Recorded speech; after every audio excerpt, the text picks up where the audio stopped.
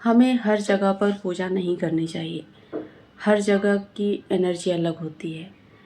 आप किसी के घर पे जाते हो, उस घर में आपको पूजा नहीं करनी है, उस घर के मंदिर में नहीं करनी है।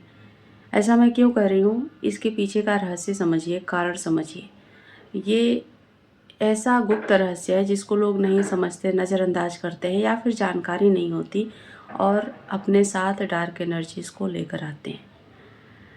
देखिए, इसमें ज़्यादातर जो महिलाएं होती है ना, वो फंसती हैं, क्योंकि महिलाओं के अंदर एक चुल मची होती है दिखावा करने की।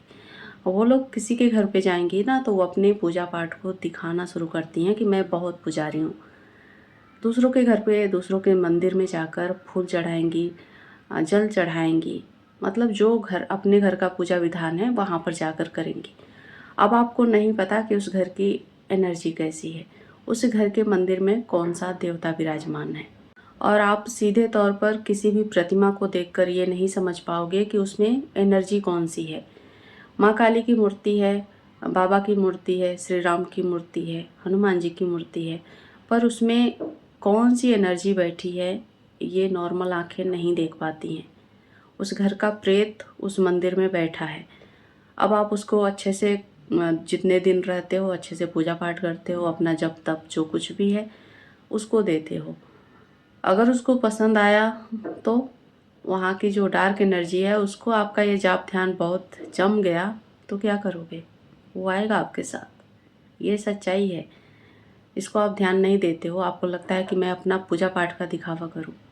और दूसरा पहलू ये भी है कि आप अपनी एनर्जी को वहाँ पर छोड़ कर आते हो। साल भर की जो जमाई एनर्जी आपके शरीर की है, पॉजिटिव एनर्जी, उस दूसरे घर के पूजा मंदिर में छोड़ आते हो, दूसरे घर के लोगों के साथ बांट आते हो, क्योंकि आपको दिखाना है कि आप बहुत पुजारी हो।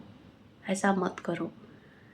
आप अपने ईश्वर को याद करो। अगर किसी के घर पे गए हो तो नहा धोकर 2 मिनट अपने प्रतिमाओं को याद करो। आपने जो अपने घर में प्रतिमा स्थापित की है उनको याद करो।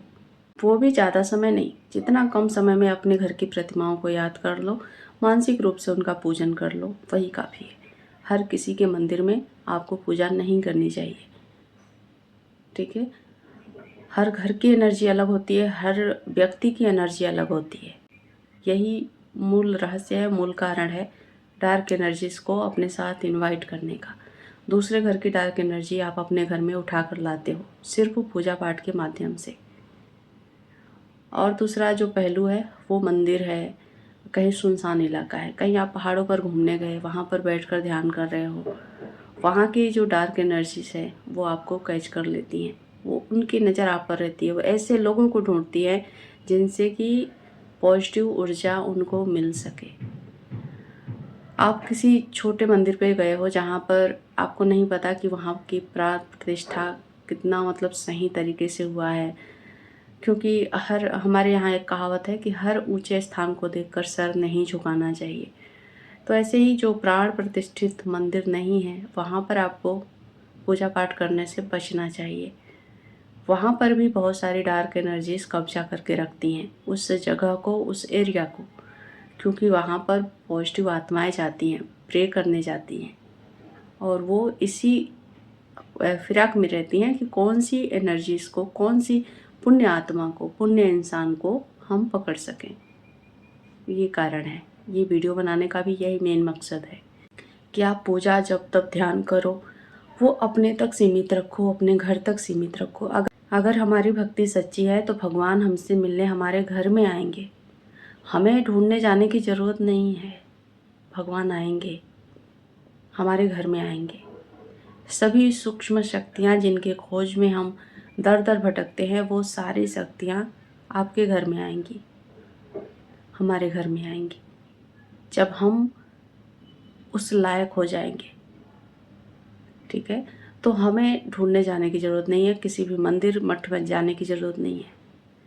ये बात को अगर आप समझ जाते हैं तो अच्छा है, वरना तो जय श्री राम। वीडियो देखने के लिए धन्यवाद। जय माता दी, जय माँ काली।